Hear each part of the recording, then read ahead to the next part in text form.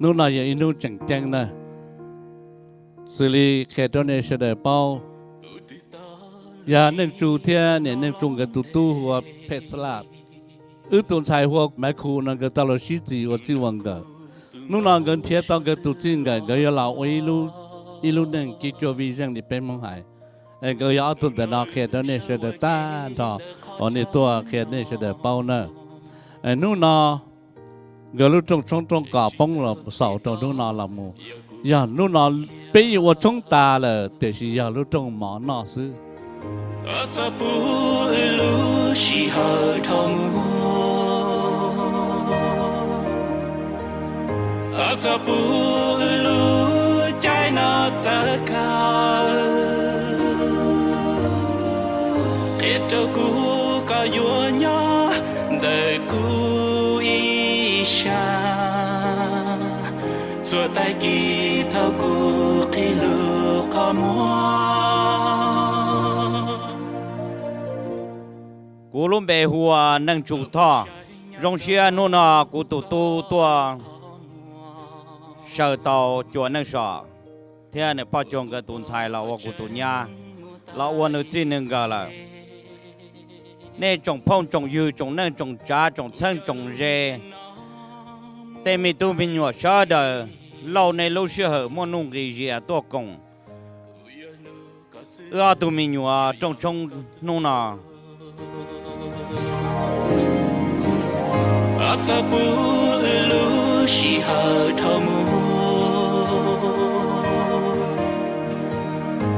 Txhob lu trái nó giờ cao khi từ cũ có vua nhỏ đời cũ isha xua tay kỳ thao cũ khi lu khó mua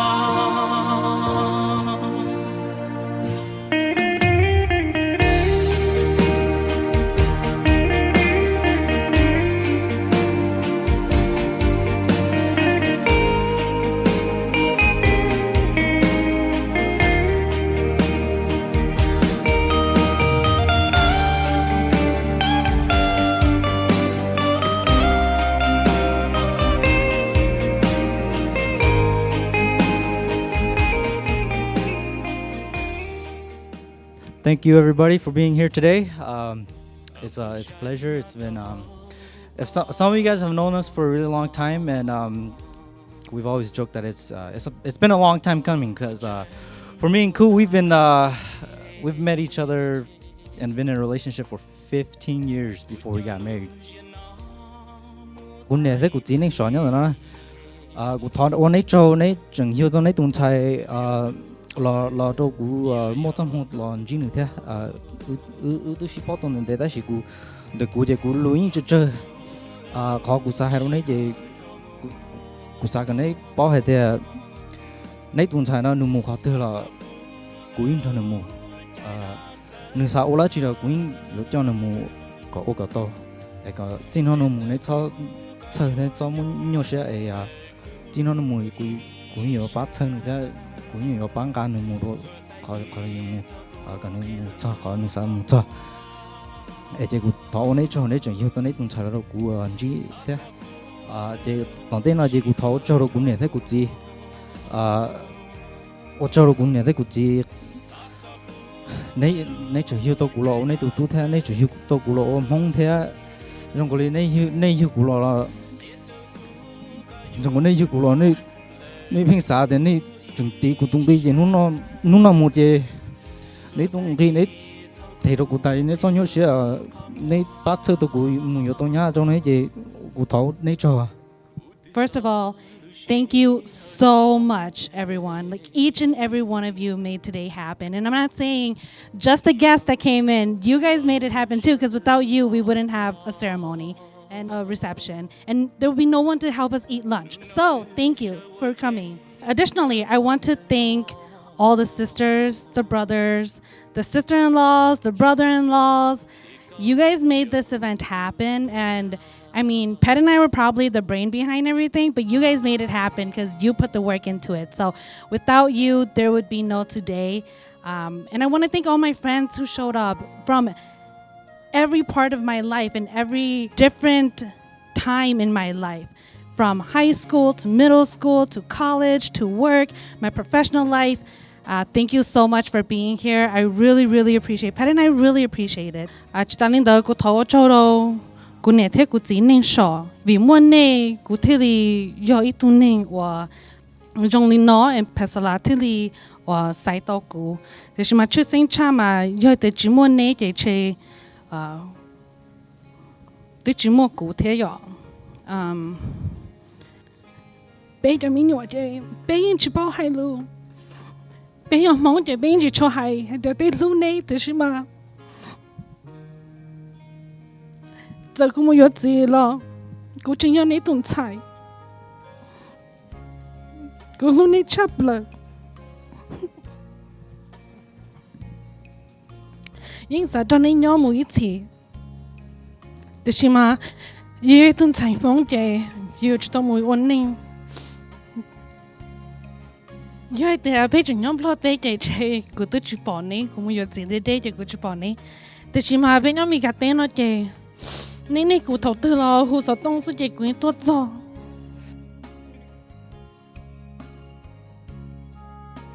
We've been on this journey together, dating, best friends, while we're best friends for what, 15? Pet said 15 years. I'll take Pet's word for it. 15 years now. And hopefully that you guys will have tons of babies and we'll continue to have more babies and we'll just keep growing together. We're so happy for you. Thank you. Just wanted to say that we love you so much and we're really happy for you guys. It's been a long journey and there's more to come and we have lots of journeys together to have fun and grow together and look forward to hanging out with you guys and being old together. Hey, what's up, Fan Crew? Hey, Khou and Phet. Me, Ritz, and B. And we just wanted to say congratulations to both of you guys. Best wishes to the both of you. yeah, best wishes to you guys. You guys have been together forever. You guys, I've always seen you guys as an old married couple already. So I always have just lots of faith, lots of love for you guys. You guys are gonna be all right. Yeah, lots of love. Yep. Love you guys. Love you.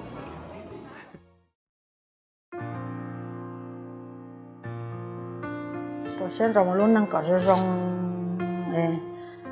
của tôi là lâu rồi của thiết tộc kia tôi xuống nè nên mà tôi tụ này thôi nên mẹ chị bé tao cho tao đi trong mỏ chị sau đó là rồi ta thọ sổ trong mỏ ấy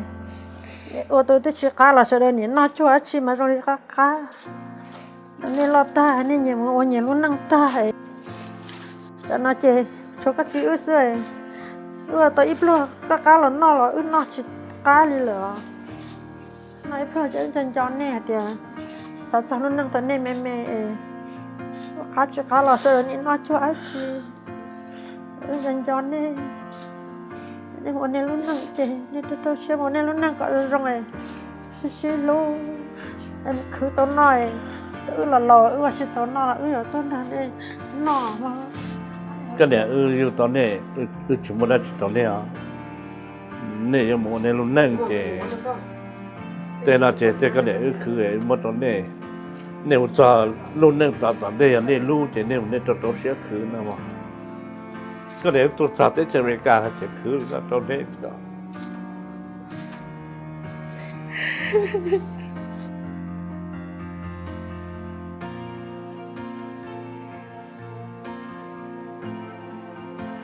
chắc quá mồ để tao sẽ cứ tao sẽ họ lừa mà kể cả họ chơi cần gì bây giờ tôi nhớ là đến chơi America là được tia bây giờ em đã có một cái chơi blog đó有那要打呢把几giờ lúc有组织录了lúc nâng một tại xin nâng giờ ra lúc tới chơi rong của lúc nâng rong ra lúc tới lúc chơi xí lử từ cho cái rong nên là một ra lúc tới chơi xí lử từ cho cái thứ nhất thứ chia đầu tiên cho chỉ cần cho cần chơi有我lúc xe lo xe đá lúc xe đá bây giờ hay để ở lúc xưa tụi nhân làm bông tàu ở lúc xưa tiệt tụi lúc xưa tiệt đi bông tàu ấy我的chỉ我的爹算了我的姑了我是抓紧的反正也好集中找我好对我的爹个人站在中间路在前那个人在给去大伯那你好容易那是内蒙的就去差个人去那在里那嘛我还这嘛这现在有能要有能这一些能呢这还得有能来我是能这要一些能有能了对啊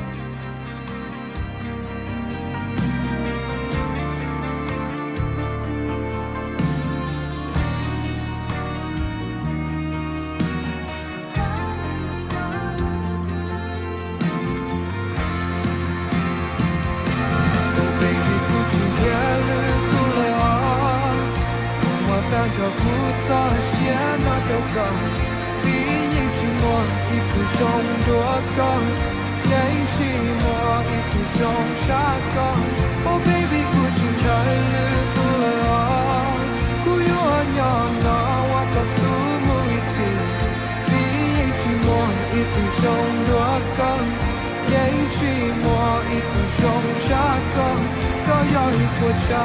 呀。